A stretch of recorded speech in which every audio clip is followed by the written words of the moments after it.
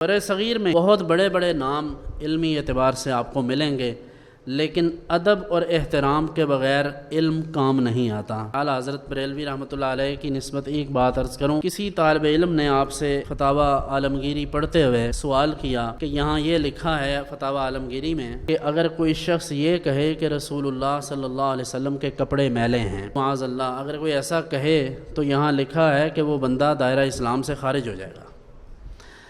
تو طالب علم نے سوال کیا کہ حضرت یہ کوئی مسئلہ سمجھ میں نہیں آیا، کیونکہ کپڑے میں جب گرد لگتی ہے، مٹی لگتی ہے تو عرف عام میں اسے میلا ہی کہتے ہیں۔ تو پھر اگر نبی کریم صلی اللہ علیہ وسلم کی ذات گرامی کے حوالے سے کوئی ایسی بات مل جاتی ہے، مثلا سیرت طیبہ کے ہم واقعات پڑھتے ہیں تو اس میں یہ عام چیز ہے کہ حضور صلی اللہ علیہ وسلم کسی خاص نشست کا اہتمام نہیں فرماتے تھے بیٹھنے کے لیے، جہاں دل چاہتا حضور تشریف فرما ہو جاتے۔ تو ایسے میں اگر حضور کے مبارک کپڑے کو کبھی مٹی لگی ہو تو اس کو کن الفاظ سے تعبیر کیا جائے، اس کے لیے لفظ کیسے ہونے چاہیے؟ تو یہ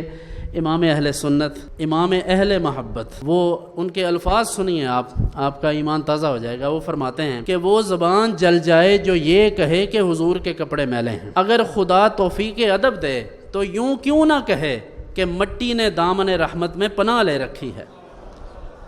بات تو وہی تھی، لیکن عشق والوں سے، محبت والوں سے یہ بھی برداشت نہیں۔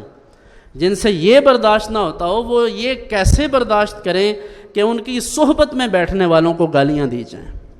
ان کی آل پاک پر طعن کیا جائے، یہ وہ کیسے برداشت کریں جو حضور کے کپڑے کو میلا نہیں کہہ سکتے، وہ حضور کی آل اور اصحاب کے بارے میں کیسے بات سن سکتے ہیں؟